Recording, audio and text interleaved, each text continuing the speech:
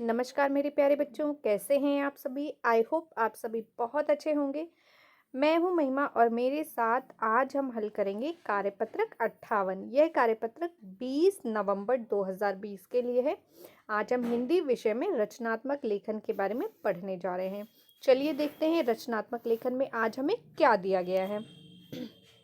अनुच्छेद लेखन गद्य की एक विधा है, यानी कि अनुच्छेद लेखन जो है वो गद्य की एक विधा यानी कि तरीका है जिसमें किसी विषय पर लिखित रूप में अपने सोच विचार एवं निजी अनुभव के आधार पर भावों को संक्षिप्त किंतु अर्थपूर्ण रूप से अभिव्यक्त किया जाता है। यानी कि अनुच्छेद में हम अपनी सोच को, विचार को और अपने निजी अनुभव को जो भी हमने अनुभव किया है उसको संक्षिप्त में लिखते हैं और इस तरीके से लिखते हैं जो अर्थपूर्ण हो और किसी और के सामने हम इस प्रकार अभिव्यक्त कर सकें ताकि दूसरे को समझ में भी आ जाए। इसमें छोटे छोटे वाक्य शामिल होते हैं जो एक दूसरे से जुड़े होते हैं, इसमें मुख्य बिंदुओं को शामिल कर मुहावरे एवं लोकोक्तियों आदि का प्रयोग कर इसे और अधिक व्यवहारिक बनाया जा सकता है। अनुच्छेद लेखन में वाक्यों को दोहराया नहीं जाता है, यानी कि जिस वाक्य का प्रयोग किया जा चुका है उसे दोबारा दोहराया नहीं जाता है। हमारे घरों में या आसपास पिछले दिनों बहुत से त्योहार पर्व मनाए गए हैं। इन्हें मनाने के दौरान हमारे आसपास का वातावरण और अधिक दूषित हो जाता है। आप जानते हैं जब हमारे त्योहार आते हैं, त्योहारों में हम खुशियां मनाते हैं, पर इस तरीके से कुछ चीज़ें ऐसी गलत भी हो जाती हैं जिसके कारण प्रदूषण भी बढ़ जाता है। और पिछले कई सालों से हमारे शहर दिल्ली में अक्सर करके ये चीज़ें देखी जाती हैं कि जब हमारे ये त्योहार आते हैं तो इसके बाद दिल्ली वालों को कम से कम 2 से 3 महीने तक बहुत ज़्यादा परेशान होना पड़ता है क्योंकि हमारा वातावरण बहुत ज़्यादा दूषित हो जाता है। प्रदूषण की इस स्थिति एवं इसके कारणों पर सोच विचार कर इसका शीर्षक लिखते हुए एक अनुच्छेद लिखिए। तो आपको क्या करना है, एक अनुच्छेद लिखना है कि जो हमारे ये पर्व आते हैं इसको मनाने में और अपनी खुशियों को सेलिब्रेट करने में हम किस प्रकार से उत्साहित होकर हमारे वातावरण को दूषित कर देते हैं। आपको उसका शीर्षक भी लिखना है। आप अनुच्छेद लेखन के लिए बताए गए उपयुक्त बिंदुओं का आधार बना सकते हैं और संकेत के लिए नीचे कुछ तस्वीरें भी दी जा रही हैं। तो आपको क्या करना है, नीचे कुछ तस्वीरें दी गई हैं उनका प्रयोग भी कर सकते हैं। आप उससे हेल्प ले सकते हैं। जैसे आपको यहाँ शीर्षक लिखना है और उसके बाद अपना अनुच्छेद शुरू करना है। यहाँ पे हमने देखा कि हमें कुछ तस्वीरें दे रखी हैं। इसमें आपने देखा दिल्ली का इंडिया गेट है, पर इतना ज़्यादा धुंध और पॉल्यूशन हो गया जिसके कारण ये क्लियरली नज़र नहीं आ रहा है, साफ से आपको दिखाई नहीं दे रहा है। यहाँ पर आपने देखा कि कुछ फुलझड़ियाँ और पटाखे जल रही हैं जिनसे बेतहासा धुआं निकल रहा है। यहाँ आपने देखा दिवाली के दूसरे दिन सड़कों पे जितने भी पटाखे जलाए गए हैं उनके तिनके इकट्ठा हो गए जिसके कारण बहुत ज़्यादा कचरा हो गया है। ये आपने देखा ये जले हुए बम हैं जिन्होंने बहुत ज़्यादा प्रदूषित कर दिया है। ये आपने देखा कि बहुत ज़्यादा जो शोर शराबा होता है उससे लोगों के कानों पे फ़र्क पड़ता है, बहुत ज़्यादा आवाज़ें आती हैं, धूल हो जाता है, धुआं हो जाता है चारों तरफ। और इस तरीके से क्या होता है कि सिर्फ ये वातावरण को गंदा ही नहीं करते, दूषित भी नहीं करते, बल्कि वायु प्रदूषण भी फैलाते हैं, भूमि प्रदूषण भी फैलाते हैं और ध्वनि प्रदूषण भी फैलाते हैं। ठीक है, तो ये है हमारा आज का अनुच्छेद। इसके यानी कि आपको प्रदूषण के ऊपर एक छोटा सा अनुच्छेद लिखना है। उससे पहले अनुच्छेद को शुरू करने से पहले देख लेते हैं कोविड के संदर्भ में उचित व्यवहार संबंधी सीएबी संदेश। नियमित रूप से अपने हाथों को साबुन और पानी से धोएं। या आपको क्या करना है, नियमित रूप से अपने हाथों को साबुन और पानी से धोते रहना है ताकि आप अपनी सुरक्षा कर सकें, आप अपने आप को स्वस्थ रख सकें और अपने आप को स्वस्थ रखकर ही आप अपने परिवार की सुरक्षा कर सकते हैं। तो अपने और अपने परिवार की सुरक्षा के लिए नियमित रूप से साबुन और पानी से हाथ को धोते रहें। चलिए शुरू करते हैं अपना अनुच्छेद। तो चलिए शुरू करते हैं आज का अनुच्छेद। आज के अनुच्छेद का शीर्षक मैंने लिखा है दिवाली का प्रदूषण। आप चाहें तो अपना कोई नया शीर्षक भी लिख सकते हैं जो आपको अच्छा लगे। शीर्षक जो है वो एक अनुच्छेद के कई हो सकते हैं, तो एक ही अनुच्छेद के आपके अपने शीर्षक भी हो सकते हैं, मेरे अपने शीर्षक भी हो सकते हैं। मैंने अपना शीर्षक लिखा है दिवाली का प्रदूषण, आप कोई और शीर्षक भी लिख सकते हैं। चलिए शुरू करते हैं आज के अनुच्छेद को। दिवाली हिंदुओं के प्रमुख त्योहारों में से एक है, जैसा कि आप सभी बच्चे जानते हैं। इवन बहुत सारे बच्चे ऐसे भी होंगे जिनका फेवरेट फेस्टिवल दिवाली है।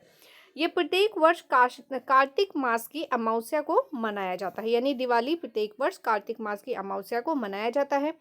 इस दिन लोग अपने घरों व दुकानों को सजाते हैं, शाम को लक्ष्मी गणेश की पूजा करते हैं, नए कपड़े पहनते हैं, खुशियां मनाते हैं, दोस्तों तथा रिश्तेदारों में मिठाइयां बांटते हैं और बच्चे पटाखे जलाते हैं। इस प्रकार ये त्यौहार खुशियों का त्यौहार है। इस प्रकार ये त्यौहार पारंपरिक तरीके से मनाया जाता है, यानी कि दीपावली का जो त्यौहार है वो कैसे पारंपरिक तरीकों से मनाया जाता है, परंतु पटाखे जलाना पारंपरिक नहीं है। पटाखे जलाना बहुत बाद में शुरू हुआ, यानी जब से ये त्यौहार मनाया जा रहा है तब से पटाखों का प्रचलन नहीं था, ये प्रचलन बाद में शुरू हुआ। हालांकि पटाखे लोगों की खुशियों को प्रदर्शित करते हैं, परंतु आजकल अधिक से अधिक पटाखे जलाने की होड़ में लोग हजारों रुपए के पटाखे जलाते हैं तथा प्रदूषण को बढ़ा देते हैं।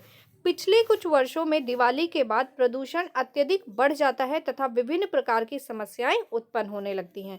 यानी कि जब दिवाली आती है तो लोग खुशी खुशी में इतने पटाखे जलाते हैं और इस प्रकार प्रदूषण फैला देते हैं कि दिवाली के बाद कई सप्ताह ऐसे गुजरते हैं जब लोगों को समस्याओं का सामना करना पड़ता है, क्योंकि प्रदूषण बहुत ज़्यादा बढ़ जाता है। आगे देख लेते हैं। दिवाली के त्यौहार के दौरान वायु प्रदूषण का स्तर बहुत अधिक बढ़ जाता है। पटाखों से निकलने वाला धुआं वायु को अत्यधिक प्रदूषित कर देता है, जिसके कारण लोगों को कई तरह की समस्याओं तथा बीमारियों का सामना करना पड़ता है। यानी कि ये जो पटाखों से निकलने वाला धुआं है ये लोगों को बहुत सारे तरीके से परेशान करता है। जैसे किसी को अस्थमा है तो उनको बहुत ज़्यादा दिक्कत हो जाती है, कुछ लोगों को लंग्स प्रॉब्लम है या लंग्स डिजीजेस हैं तो उनको भी बहुत ज़्यादा प्रॉब्लम हो जाती है, और कुछ नॉर्मल लोग भी हैं जिनको एलर्जीज होती हैं उनको भी प्रॉब्लम होती है, और कुछ फिट लोग हैं उनको भी कई बार दिक्कतें हो जाती हैं, जिसके कारण लोगों को कई तरह की समस्याएं, तो इस तरह की कई तरह की समस्याएं हो जाती हैं। लोगों को सांस लेने में कठिनाई होती है तथा फेफड़ों संबंधी समस्याएं हो जाती हैं। यह प्रदूषण दिवाली के बाद कई दिनों तक बना रहता है, यानी कि यह प्रदूषण ऐसा नहीं है कि दिवाली के 2-4 दिनों तक रहता है, बल्कि कई बार कई महीनों तक भी बना रहता है, जिसके कारण लोग बहुत ज़्यादा परेशान हो जाते हैं। तो ये प्रदूषण जो होता है वो कई दिनों तक बना रहता है। जले हुए पटाखों के टुकड़े भूमि प्रदूषण करते हैं तथा इन्हें साफ करने में कई दिन लग जाते हैं।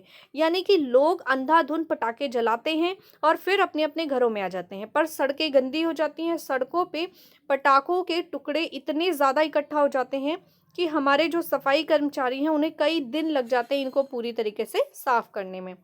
इसमें कई ऐसे टुकड़े होते हैं जो नॉन बायोडिग्रेडेबल होते हैं, यानी कि ऐसे टुकड़े होते हैं पटाखों के जो प्लास्टिक मटेरियल होते हैं और जो नॉन बायोडिग्रेडेबल होते हैं, जिसके कारण उसका निस्तारण करना कठिन हो जाता है।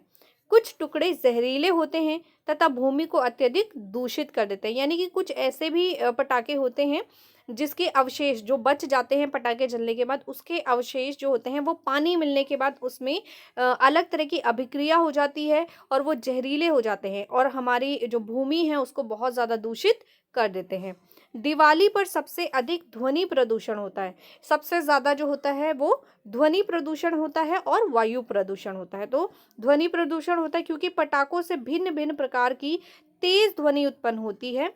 ये जो ध्वनि प्रदूषण है बुजुर्गों, छोटे बच्चों, बीमार लोगों तथा कई प्रकार के जानवरों को आहत करते हैं। यानी कि ये जो ध्वनि प्रदूषण है कई सारे ऐसे छोटे छोटे एनिमल्स होते हैं जो इतने ज़्यादा ध्वनि प्रदूषण से मर जाते हैं, और कई सारे ऐसे एनिमल्स होते हैं जो बीमार हो जाते हैं, डर जाते हैं।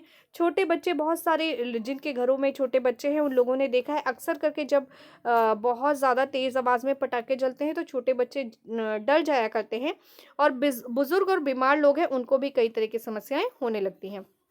ध्वनि प्रदूषण कई प्रकार की समस्याओं को उत्पन्न करता है। कई बार छोटे बच्चे ध्वनि प्रदूषण के कारण अत्यधिक डर जाया करते हैं। इस प्रकार हम सभी को दिए तथा मोमबत्ती द्वारा दिवाली मनानी चाहिए। यानी कि हमें दिए जलाना चाहिए, मोमबत्तियां जलानी चाहिए, पर पटाखे नहीं जलाने चाहिए और पटाखों का प्रयोग बंद करना चाहिए तथा अपनी पृथ्वी को सुंदर व स्वच्छ बनाना चाहिए। ये हमारी दुनिया है और इस दुनिया को सुंदर और स्वच्छ बनाना जो है वो हमारी जिम्मेदारी है। हम मनुष्य हैं और हम मनुष्यों की ही जिम्मेदारी है कि हम अपनी पृथ्वी को, अपनी दुनिया को स्वच्छ बनाएं, सुंदर बनाएं, बेहतरीन बनाएं, क्योंकि हमें ही इस पर रहना है और हमारी आने वाली पीढ़ियों को इस पर रहना है। तो हमें अपनी पृथ्वी को दूषित नहीं करना है और आज से ही प्रण लेना है कि हमें पटाखों को हाथ नहीं लगाना है, पटाखे नहीं जलाने हैं और अपनी पृथ्वी को साफ और सुंदर बनाना है, स्वच्छ बनाना है। तो मैं हूँ महिमा और आपसे लेती हूँ विदा। जल्द मिलूंगी आपको नई वीडियो में नए टॉपिक के साथ। आई होप आपको ये वीडियो पसंद आया है। यदि आपको ये वीडियो पसंद आई है तो आपको वीडियो को लाइक करना है, शेयर करना है और चैनल को सब्सक्राइब करना है ताकि हर वीडियो का नोटिफिकेशन आपको टाइमली मिलता रहे। बाय बाय बच्चों, टेक केयर।